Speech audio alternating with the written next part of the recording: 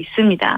그런데 지금 상황을 살펴보면 러시아는 동부의 돈바스 지역을 차지하고 이미 차지한 마리우폴 같은 남부 점령지도 자국의 영토로 편입하는 게 1차 목표입니다. 예. 그런데 우크라이나는 빼앗긴 동부 남부를 탈환하는 게 목표입니다. 그러니까 굉장히 지금 양국이 평행선을 가고 있는 거예요. 그렇죠. 그래서 일각에서는 우크라이나와 러시아가 한반도처럼 종전 없이 장기 대치로 이어갈 수 있다는 전망도 나오긴 하는데 사실 러시아가 실전 이외 분야에서는 좀 유리한 고지에 있는 것도 사실이에요. 왜냐하면 미국을 중심으로 서방이 우크라이나에 굉장히 큰 지원을 하고 있긴 하지만 지금까지 말씀드렸던 것처럼 미국의 제코인 석자가 분명히 있습니다.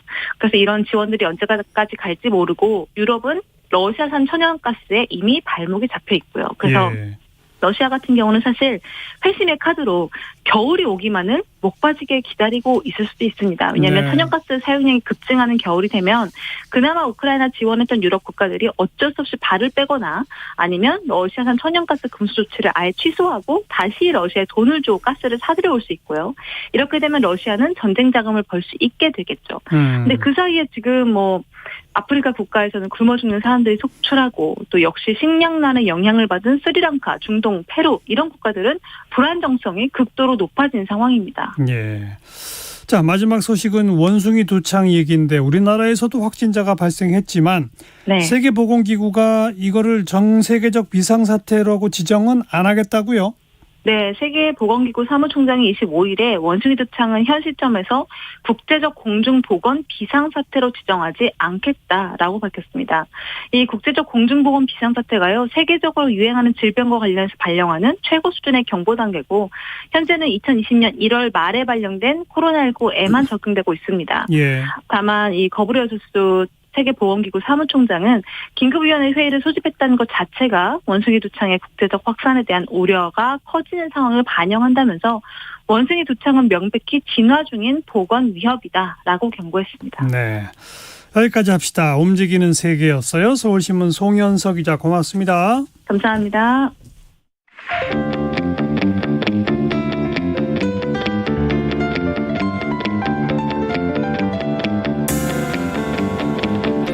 돌아가지 않습니다.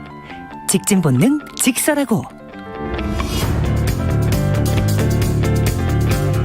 말 돌리지 않습니다. 할 말은 합니다. 직진 본능 직설하고.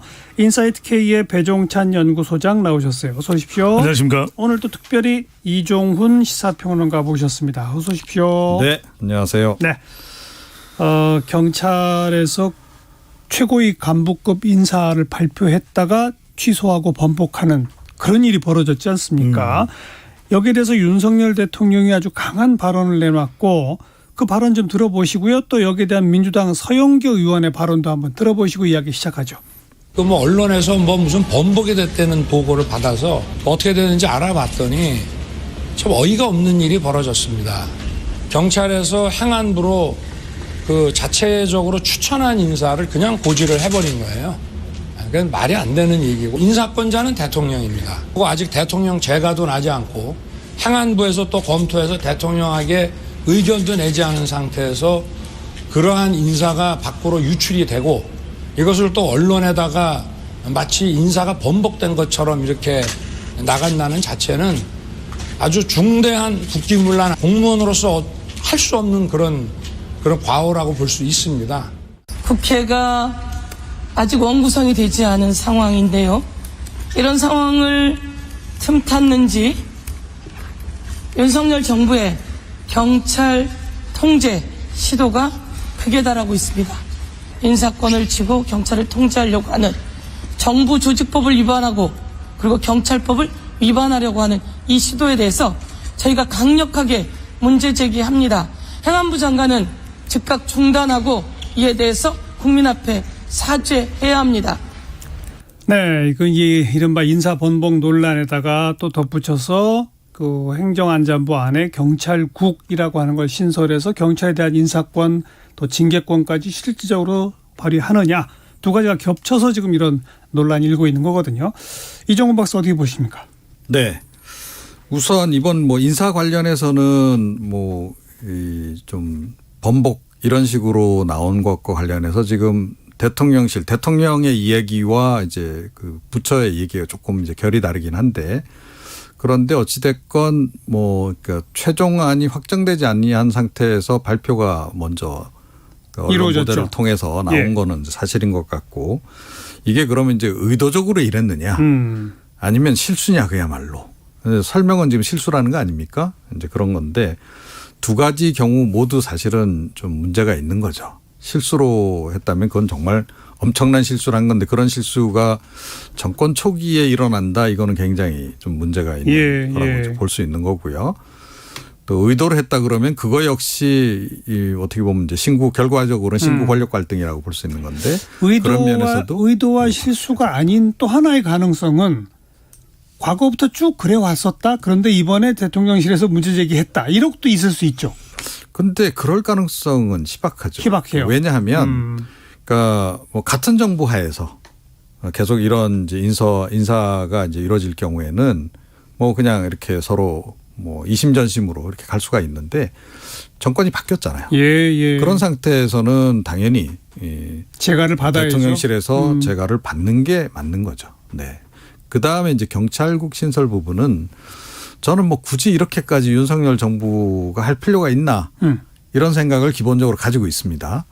이게 뭐 사실은 이승만 정부 시절에 경찰국가 이런 걸 많이 연상케 하기 때문에 이제 그런 건데 뭐 지금 법무부하고 비슷하게 지금 가겠다는 거 아니겠어요? 그래서 법무부에 검찰국이 있듯이 여기도 경찰국 만들어서 경찰이 너무 비대해졌으니 이걸 좀 어느 정도 견제하겠다 이런 얘기인데 그 견제라고 하는 게 사실 따지고 보면 국민적 견제를 이야기하는 건 아니란 말이에요.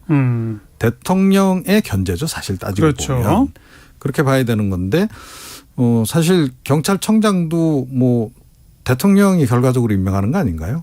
임명하는 거죠. 네, 그렇다고 본다면 굳이 뭐 이렇게 경찰국까지 만들어서 행정안전부 장관을 중간에 넣어서 이렇게 뭐 통제하고 관리할 필요성이 있을까? 뭐 그런 약간 좀 의아한 생각이 좀 들어요. 역사적인 배경 하나 하고 대통령이 직접 그냥 경찰청장을 통해 지휘하면 되지 않느냐? 그렇죠. 그러니까 실효적인 부분, 그 두 가지 부분에서 볼 때 굳이 뭐 이렇게 할 필요까지 있겠나 이런 생각이 드는데 저는 이거는 윤석열 정부 안에서의 내부의 어떤 권력 구조하고 약간 관련이 있지 않을까 이런 생각이 좀 들어요. 어떤 내부 권력 구조? 그러니까 이상민 장관이 다른 장관들보다는 조금 좀 알려지기로는 실세다. 예, 실세 왕장관으로 알려져 있단 말이에요. 그래서 그쪽에 조금 더 힘을 실어주려는 그런 거 아닌가.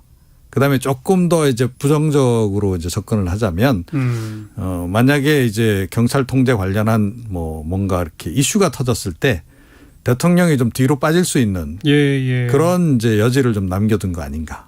뭐 이런 부분의 해석도 뭐 좀 가능하죠. 배종찬 소장은 어떻게 보세요? 저는 이게 소통 문제고 또 관리 확인상에 구멍이 나 있다 이렇게 볼 수밖에 없을 것 같아요. 그러니까 누구보다도 보안을 강조하는 것이 경찰 조직이기도 하고 또 지금 심지어는 남대문 경찰서 앞에도 행안부의 경찰국을 반대한다는 현수막이 걸려 있습니다. 그러니까 굳이 이렇게 국정을 할 이유가 없겠죠. 그러니까 무슨 말씀이냐면은 아까도 말씀하셨듯이 이 치안 정감에 경찰의 고위직이거든요. 이 사람들의 인사 리스트가 유출된 것이 경찰이 이거를 정권에 항거하기 위해서 의도적으로 흘렸다? 말이 안 되겠죠. 그것도 지금 새로 시행한 지 얼마 되지 않은 새 정부에다 대고 한번 붙어봐. 이렇게 경찰이 할 리가 있겠습니까? 또 지금 경찰청장은 임기가 얼마 안 남았어요. 그러니까요. 그리고 이게 실수라 그러면 그건 참 정말 일어나서는 안 될 실수가 일어난 것이고 근데 31년 전에 이 경찰의 독립을 위해서 경찰청 제도가 된 거 아닙니까? 치안본부에서 경찰이 정말 말 그대로 정권의 하수인 역할을 했다라는 온갖 오명을 뒤집어 썼던 거 아니겠어요? 그래서 권인숙 성고문 사건도 있었고 부천서 그리고 또 탁하고 척단이 억하고 쓰러졌다는 것이 박종철 군 사건 아니겠습니까? 그러니까 그거 이후에 생겨난 것이 경찰청이라면 경찰의 인사가 어떤지에 대한 부분은 내부적으로 관행이 있을 거예요. 그렇게 독립을 보장하기 위해서 행안부의 관리하에 있지만 사실상 경찰은 독립이다라는 거.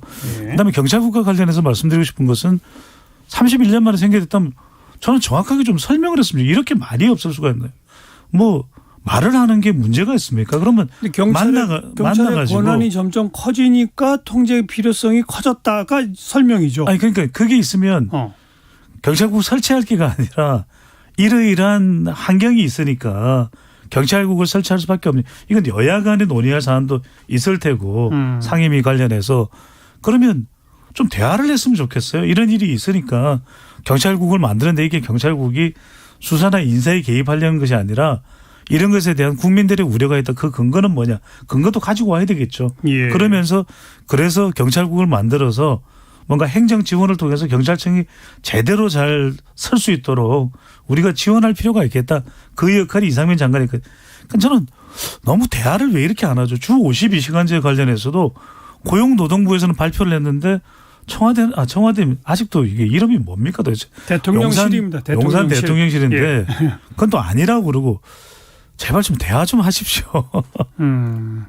그런데 아무튼 지금 경찰국 신설 부분은 국민적 설득력이 약하다는 말씀 아니겠습니까? 약하잖아요. 네. 그런데 이거는 그럼 왜 하려고 한다고 보세요? 그래서 설명이 없고 명확하게 규정이 없으니까 뭔가 분명한 설명이 없으니까 경찰 길들이기 아니겠느냐. 길들이기. 31년 만에 생겨났으니까. 그러니까 그 이종훈 박사님 명쾌하게 말씀하셨던 대로 검찰국이 있듯이 그래서 얼마나 검찰 개혁 안 된다고 지금도 이야기가 많습니까? 예. 문재인 정부 때도 시종일관 내내 충돌을 해왔고 그럼 또 경찰국을 만들면 경찰 내부에 15만 명 되는 경찰하고도 충돌이 없겠습니까? 그러니까 그런 우려가 있다는 말씀이죠. 네.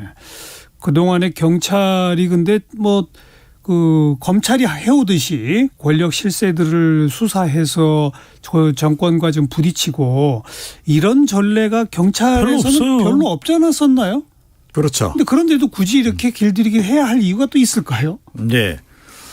그래서 이제 길들이기라는 건 아니라는 게 지금 이제 그래서 윤석열 정부의 설명이기도 한 건데요. 예. 사실 검찰국, 그러니까 이 법무부의 검찰국 다 검사 출신들이 와서 주로 있죠. 많이 했잖아요. 그렇죠. 사실은 그래서 어떻게 보면 검찰국은 그냥 검찰하고 거의 동일체처럼 움직여 왔습니다. 특히 실제로. 그게 법무장관이 검찰 출신일 경우에는 더 말할 나위도 없었고요. 예. 이제 그런 거고. 저는 제가 보기엔 이 경찰국도 결국은 그렇게 될 거다라고 봐요. 예. 경찰 행정 업무도 좀 알아야 되고 인사 관련해서도 사실은 경찰 내부 사정을 좀 알아야 되는데 외부자가 와가지고 팍 하기는 너무 조직이 방대하거든요. 그래서 결국은 이 경찰국장 자리도 경찰 출신이 하게 될 가능성이 굉장히 높다. 그래서 법무부 검찰국처럼 비슷하게 될 가능성이 높다라고 저는 이제 생각을 하고요. 그래서 사실은 이 따지고 보면 별로 실효성이 그래서 이제 없다는 얘기를 조금 전에 이제 제가 다시 한번 말씀드렸던 거고. 그런데 이제 좋게 이제 이야기를 하자면 장관에게 힘 실어주기. 그러니까 어떻게 보면 책임 장관제 이야기를 했으니까 그런 맥락으로도 좀 이해할 수는 있긴 한데 그런데 이건 사실은 좀 이 경찰국 문제는 이승만 정권 조금 전에 제가 말씀드리긴 했습니다만 이게 역사적으로 우리 아픈 역사하고 좀 관련이 있기 때문에 이런 사안은 사실은 그런 배경도 함께 고려해서 봐야 되는 거죠. 기능적으로만 생각할 게 아니고.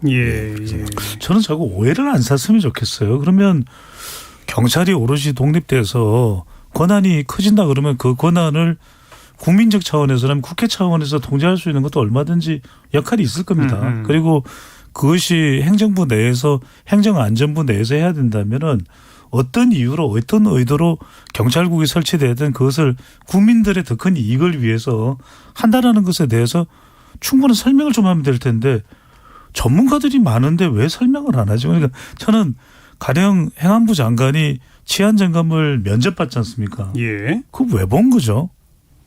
그러니까 저는 뭔가 너무 설명이 없고. 면접은 아니라고 일단 행안부는 발표했어요.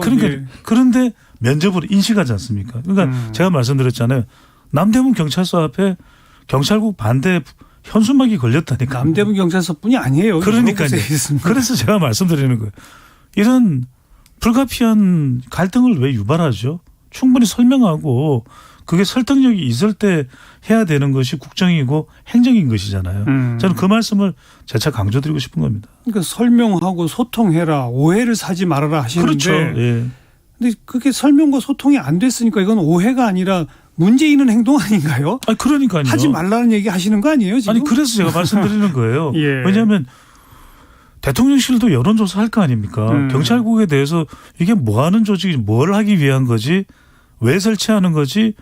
이해가 안 되고 시간이 길어지면 여론은 관련되는 이슈에 대한 여론은 부정적이게 마련이거든요. 예. 근데 이거 MB 정부 때 경험이 많은 분들이 지금 대거 포진하고 있잖아요. 모르나요 이거요?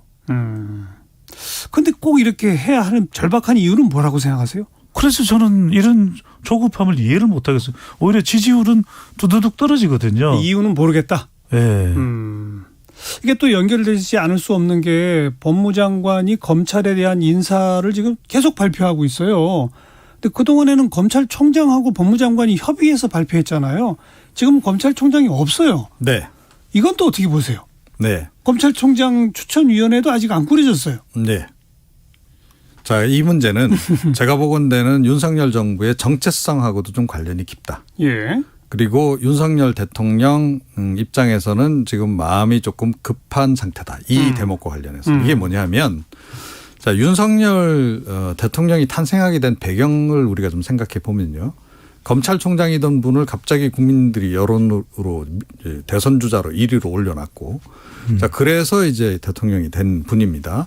자, 그런데 그 힘의 근원 또 그게 과연 뭐냐는 거죠. 이거는 문재인 정부 시절에 있었던 여러 가지 권력형 비리로 추정되는 사건들 관련해서 수사가 잘 안 이루어지고 그런 상태에서 검찰총장과 뭐 법무부 장관이 갈등을 빚고 예, 그런 과정에서 뭐 검찰총장을 심지어 내쫓으려고까지 했고 자, 그러면서 국민들 불만이 막 고조돼 가지고 그 동력이 사실은 윤석열 대통령을 탄생시키는 거란 그렇죠. 말이에요. 그건 뭐를 뒤집어서 이야기하면 문재인 정부 때 일어났던 여러 가지 권력형 비리 수사를 완결을 지어라라고 하는 그런 일종의 명령이 포함되어 있는 겁니다.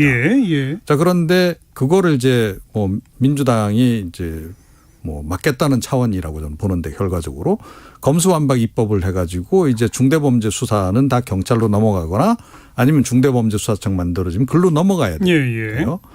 자, 일단 그 4대 중대범죄는 9월 초면 넘어가고 그 다음에 이제 그 나머지 2개 남는 것 그것도 중수청 1년 6개월 내에 만들어지면 글로 다 넘어가요. 그러니까 그러다 보면 이게 수사가 과연 제대로 다 마무리가 되고 이루어질 수 있겠느냐. 근데 국민적 명령인데 이거를 빨리 그쪽으로 주기 전에 완료를 해야 된다라는 그런 일종의 강박이 좀 작용을 하는 겁니다. 수사 완료 강박. 예. 그렇기 때문에 일단은 검찰총장이 없는 상태여도 일단 인사 관련해서 인사 부분을 빨리 해서 수사 라인을 이제 윤석열 대통령 관점에서 보자면 빨리 정상화를 해서 수사의 속도를 내겠다. 이 의도가 지금 가장 강하다라고 저는 생각이 들어요. 그리고 검찰총장 인선은 차라리 조금 미루더라도 큰 문제가 없다라고 생각을 좀 하는 것 같고, 근데 이제 한편에서는 이런 생각도 좀 있을 거예요. 새 검찰총장을 이제 임명하고 나면 절차가 이제 복잡해집니다. 그러니까 인사 관련해서 검찰총장과 법무부 장관이 협의하는 과정도 필요하고. 먼저 그렇죠? 검찰총장 중심으로 검찰 내부 인사안이 마련돼야 되고. 그렇죠. 그러면 시간이 더 걸리고. 시간이 많이 걸리는 거예요. 그러니까 이거를 지금 속전속결로 지금 처리하는 그런 과정이다. 저는 그렇게 좀 보고 있습니다. 저는 지금 이종원 박사님이 굉장히 중요한 점을 지적하셨고, 이게 저는 윤석열 정부의 치명적일 수도 있어요. 왜냐하면은 일단 한동훈 법무부 장관에게 너무 많은 지금 권력이 실리고 있는 겁니다. 왜냐하면 지금 실질적으로 이 정부의 2인자로 인식되고 있거든요. 그리고 자기 또 유력 대선 후보예요. 그 이미 거론되고 있어요. 그럼요. 그러면 지금 인사도 한동훈 장관이 좌지우지합니다. 한동훈 장관의 능력이나 또는 보수 진영에서의 지지는 차치하고서라도. 그리고 검찰총장 왜 임명 안 하는 겁니까? 이유가 있습니까? 그러니까 저는 이것도 이해가 안 되는 게 지금 누가 검찰총장을 맡으려고 할까? 왜냐하면 검찰총장 맡아봐야 윤석열 총장이 그때 검찰총장일 때 윤석열 대통령이 검찰총장이 저는 이미 지금 식물총장이 다 됐습니다. 그 이야기 했거든요. 그런데 그게 뭐냐. 이보다 더 식물총장일 수 있습니까? 왜냐하면은 검사들도 한동훈 장관의 눈치를 보지 힘없는 검찰총장의 지시에 대해서 본인들이 의식하겠습니까? 검찰총장은 있으나 마나다. 그리고 또 하나는 뭐냐면 윤석열 대통령이 강조했던 것이 저는 부하가 아닙니다. 2020년 10월 20일 국정감사예요. 장관의 부하가 아니다. 전 부하가 아닙니다. 자, 검찰총장이 대통령의 검사 출신의 한동훈 법무부 장관 실질적인 정권의 2인자입니다. 검사가 대통령에게 다른 이야기 할 수 있을까요? 저는 대통령의 국정 운영 수사 방식에 반대합니다. 할 사람이 한 명이라도 있겠습니까? 예. 그러니까 저는 지금 굉장히 위험한 구조로 가고 있다. 검찰은 국민의 검찰이지 검찰총장의 검찰도 아니고요. 법무부 장관의 검찰도 아니고 대통령의 검찰도 아닙니다. 그런데요. 왜 이렇게 한다고 보세요, 그럼? 저도 모르죠. 그러니까 이종원 박사는 이해가 안 되는데 이종원 박사는 그 전 정권 핵심을 겨냥한 수사의 조기 마무리라는 것 이유라고 거론하셨는데 배조 소장은 핵심은 그거죠. 검찰을 중심으로 권력을 꽉 거머쥐어야 되겠죠. 여소야대 국면에서 검찰과 검찰의 수사 조직을 총동원 해서 예. 전 정권에 대한 수사를 다 이제 난다시 파헤쳐서 알겠습니다. 올해 정권이 힘을 실겠다 그거 아니겠어요? 그러니까 결국 지금 경찰과 검찰에서 보여지는 모습은 윤석열 정부가 검찰도 경찰도 한 손아귀에 꽉 쥐겠다. 이거밖에 해석이 안 된다. 아니 그렇지 않고는 지지율이 뚜두둑 떨어지는데 제가 묻고 싶어요. 원하는 게 뭐죠 도대체? 네. 근데 아무튼 뭐 검찰과 경찰을 내가 꽉 쥐지 않으면 오히려 그들이 나를 치려고 덤빌지 모른다라는 불안감도 있을까요? 자신이 그랬듯이? 글쎄요. 그 가능성은 별로 없는 것 같은데요. 그죠? 그건 왜 그러냐면 검찰 요즘 반응을 보시면 아시잖아요. 그러니까 경찰은 지금 뭐 들고 일어나서 다들 반발하고 그러는데 검찰은 조용해요. 원래 정권 출범 초에 검찰은 조용해요. 물론 이제 그렇게 이제 또 말씀하시면 또 이제 뭐 그 해석도 맞겠으나. 예. 그거는 지금 어찌됐건 그 윤석열 대통령이 지금 그 끌고 가는 방향성에 대해서 근본적으로 큰 불만은 일단은 없다는 것으로 저는 읽고 있습니다. 예, 읽고 있는 것이고 그게 아마 이제 지난 정부 때 있었던 검찰이 많이 받았던 그런 이제 뭐 피해 의식 이런 것의 한 반영이라고도 이제 볼 수 있긴 해요. 그래서 사실은 검찰총장 공백 상태가 장기화되면 그때는 아마 다른 목소리가 좀 나올 겁니다. 왜 검찰총장 빨리 임명 안 하냐라는 그렇죠. 얘기가 나올 텐데 아직은 집권 초반이기 때문에 지금은 아직은 지켜보고 있는 단계. 이 정도로 좀 보고 있습니다. 자, 검찰과 경찰을 둘러싼 논란 잠깐 좀 이야기 나눠봤고요. 1시 37분 향해 가네요. 잠깐 교통정보 전해드립니다. 김민희 씨. 네, 1시간 사이 정체는 빠르게 늘었습니다. 경부고속도로 서울 방면으로는 먼저 옥산 분기점에서 청주 휴게소 사이로 정체고요. 이후로 동탄 분기점 부근 5차로에서는 고장난 차를 처리하고 있습니다. 그 후로는 양재부터 반포 사이로 더디게 지납니다. 서울 양양고속도로 서울 방면 정체는 모두 31km 구간으로 늘었는데요. 양양분기점 부근을 시작으로 서양양 일대와 인제에서 내린천 휴게소 부근, 다시 동홍천에서 춘천분기점까지 정체입니다. 더 가서는 강촌 일대와 설악 부근, 다시 서종 일대와 또 남양주요금소에서 강일 사이로 속도 줄여 지납니다. 영동고속도로 인천 쪽으로는 진부에서 진부 2터널 사이와 평창에서 둔내터널 부근, 다시 횡성휴게소에서 새말 사이로 교통량 많고요. 경기권에 진입해서는 여주분기점에서 이천 사이와 덕평에서 양지터널 부근, 또 동수원에서 광교터널 사이로 더디게 지납니다. KBS 교통정보센터였습니다.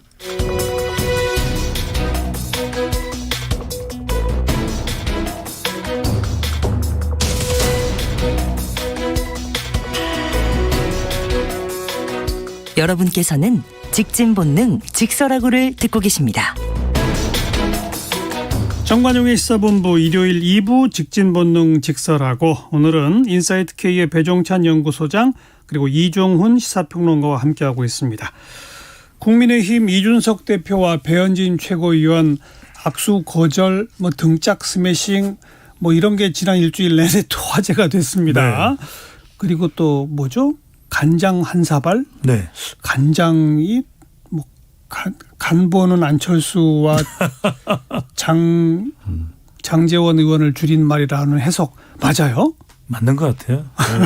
아니 그러니까 근데 그걸 누가 그렇게 알아들어요? 갑자기 간장 한 사발 전 무슨 말이지 했는데 아니 그런 뻔한 내용이고요. 그러니까 저는 알아들을 사람만 알아들으면 되는 거죠. 네. 근데 저는 지금 뭐 배현진 의원의 어깨짝 스매싱이나 이게 지금 국민의힘의 현주소다. 왜냐하면 더불어민주당 뭐 지지율이 타격을 입었고 지금 전당대회 앞두고도 갈팡질팡 자중질환하고 있는 거야. 뭐 더불어민주당의 사정이지만 예. 국민의힘은 두 번의 큰 선거를 연거푸 이겼잖아요. 그런데도 여전히 당 내에서 당권, 친윤, 윤핵관 이 논란에서 못 벗어나고 있는 거예요. 예. 그러니까 크게 하면 되잖아요. 정치를. 내가 챙길 게 뭐 있습니까? 뭐 국회의원 하다가 못할 수도 있는 거고 뭘 더 해야 됩니까? 그런데 그분들 심정은 안 그런가 봐요. 그러니까요. 그게 참 저는 우리 정말 직사라고 하면서 정말 답답한데 결과적으로는 윤리위를 기준으로 좀 분석을 해본 좀 빅데이터 분석도 해보고 여론조사 분석도 해봤는데 예. 시간이 지나면 지날수록 이준석 대표 계속해서 불리해져요. 여론은. 왜냐하면 지금 최근에 행사에 참석한 보수 지지층들도 참석을 하는 그런 행사에서 비난과 야유가 쏟아졌다 그러거든요. 왜냐하면 예. 뭐 상당히 눈에 가시 같겠죠. 그러니까 지난 대선 때부터 뭐 자충우돌하고 뭐 자기 멋대로고 가출 몇 번 자기 했잖아요. 정치한다 그러고 가출 정치 그러고 뭐 투스톤즈, 쓰리스톤즈 갈등하고 뭐 어깨짝 스매싱에 악수 패싱 나오고 하는데 그러니까 못마땅한 게 이제 그만둬라 지친다 우리도 이런 이제 보수 정서가 형성이 되고 있어요. 그래서 7월 7일 날 저는 상당히 이준석 대표에게는 어려운 환경일 거다. 윤리위원회가. 네, 저는 그럴 수밖에 없는데 근데 지금 결국 이게 어떤 현상이냐면 가만히 보시면 윤리위가 실체적 진실을 밝혀낼 수 있겠습니까? 경찰이나 수사권이 없는데. 그러니까 경찰이나 검찰이 아니기 때문에 결국 윤리위도 정황 파악을 해서 할 수밖에 없다. 정황이라는 것은 정황을 돌려 말하면 정치예요. 그러니까 이거는 정치적인 의도가 있다라고 의심할 수밖에 없는데 세 가지죠. 대선 때부터 또 그 이전부터도 마음에 안 들었고 예. 당에 또 이 정권에 태양이 두 개일 수가 없어요. 우크라이나를 왜 가? 막 반발의 목소리가 나오거든요. 예, 그러니까 예. 정책 부담되고 마지막은 이거죠. 1년 더 놔두면 더 존재감만 커질 테고 비윤이 좀 조직화될 가능성도 있고 당권, 공천, 대권 생각했을 때 정리하자. 이런 여론이 아닌가 싶어요. 정리하자는 흐름으로 예. 가고 있다고 읽으시는군요. 예. 윤석열 대통령하고 이준석 대표는 6월 중순에 만난 거예요. 안 만난 거예요. 뭐 안 만났다고 그러지 않습니까? 대통령실에서. 근데 이준석 대표는 자기 입으로 말 못한다고 또 그러잖아요. 일단 만났다라고 또 단정적으로도 얘기를 못 하잖아요. 그러니까요. 제가 보건대는 이번 건은 이준석 대표의 자기 정치의 지금 한 부분으로 지금 진행되고 있는 것 같다. 그러니까 지금 이준석 대표의 전략이 윤석열 대통령과 윤핵관의 분리. 예. 그 다음에 이제 윤핵관들이 나를 잡아먹으려고 한다. 라고 하는 이제 피해자 코스프레 이것도 일종의 프레임이죠. 이걸 통해서 지금 이 상황을 지금 모면하려고 한다. 전 그렇게 지금 보고 있고요. 예. 제가 보기에는 그렇습니다. 윤 대통령까지 적대 세력으로 돌릴 경우에는 그야말로 고립무원지경이 돼버리잖아요. 지금 당내에서 안철수 좀 전 위원장하고조차도 지금 갈등을 빚고 있는 상황이기 때문에 자 이제 그래서 이제 그 상당한 지금 여론전을 펼치고 있는 겁니다. 그러니까 윤핵관보다는 윤석열 대통령을 지지하는 층, 예. 그 층과 본인의 팬덤 그 두 세력을 일단 끌고 가면서 이 상황을 돌파할 수밖에 없다라는 생각을 지금 하고 있는 것 같고. 제가 보건대는 그럼에도 불구하고 프레임 전쟁이 너무 과도하다라고 좀 생각이 들어요. 그러니까 자기 변호도 좀 굉장히 좀 격렬하게 하거든요. 근데 이게 너무 격렬하면 사람들은 오히려 그 반대로 또 인식을 좀 해요. 뭐가 있으니까 저렇게까지 저렇게 막 저렇게 막 자기 변명에 일관하는구나.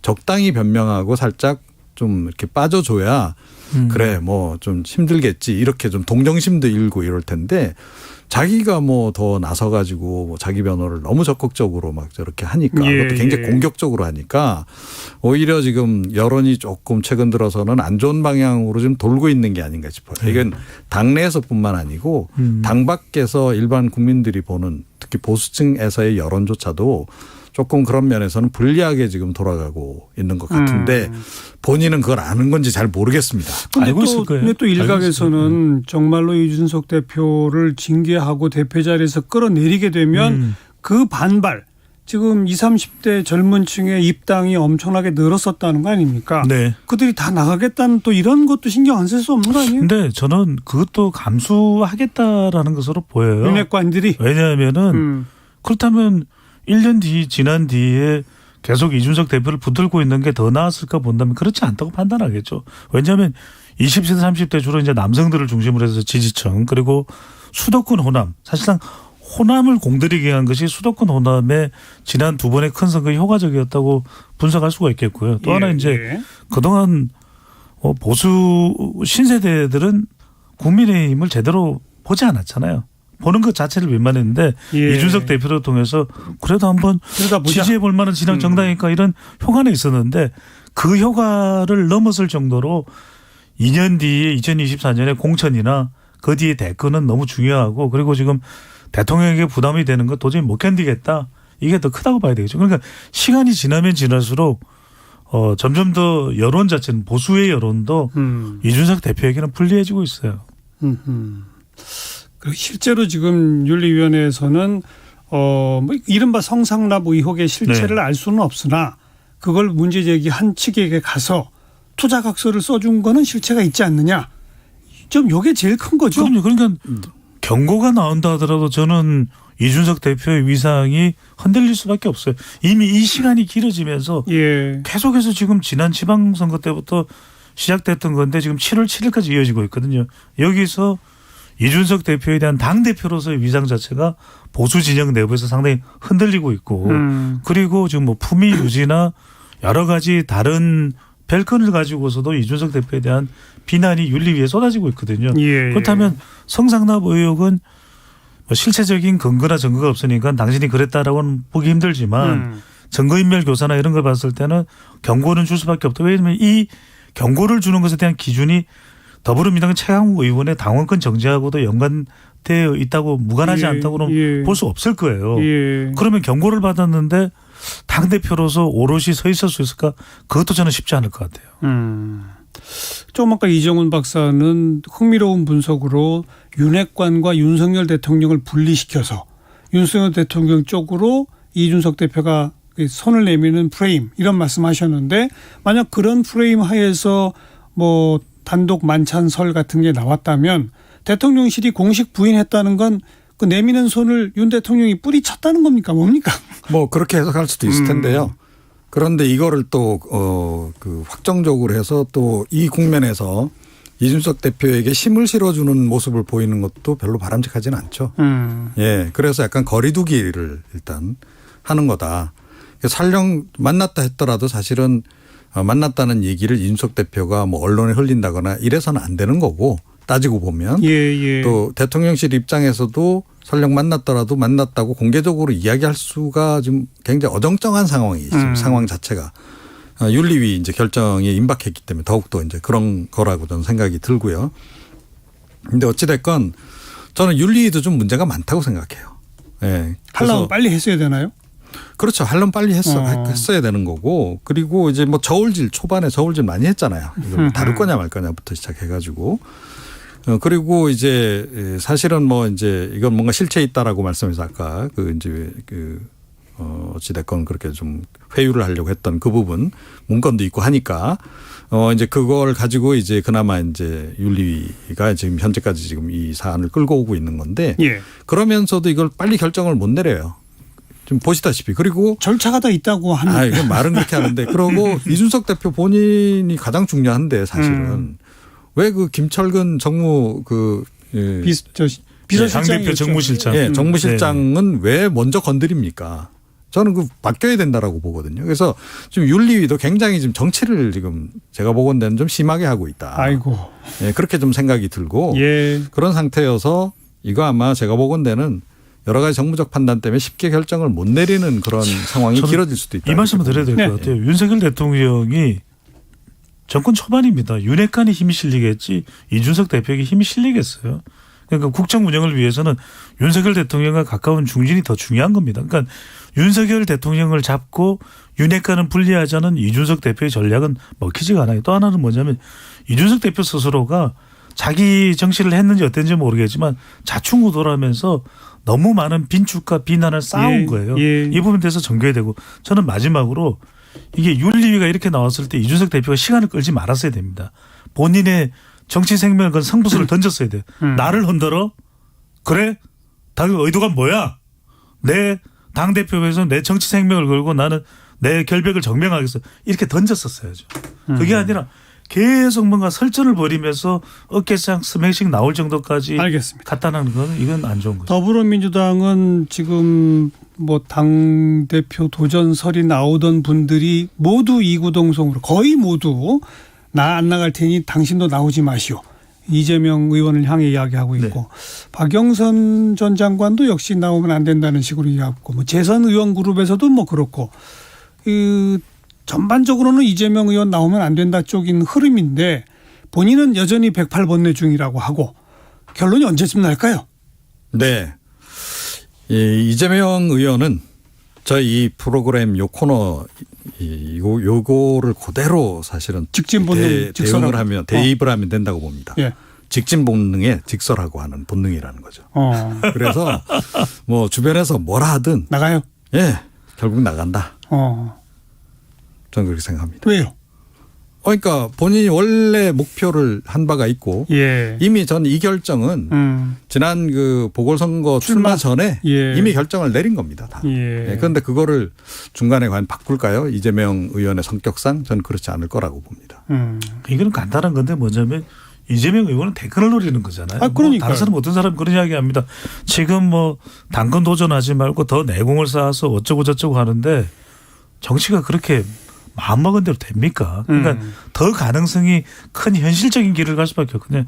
대권으로 가는 길은 당권과 공천. 그래서 2024년 공천에서 자기 세력이 많이 국회의원 당선돼서 이재명의 민주당이 돼야 대권을 가는 거예요. 예. 그러니까 이 당권은 지금 이종훈 박사님 말씀대로 이미 직진이다. 이미 직진이에요.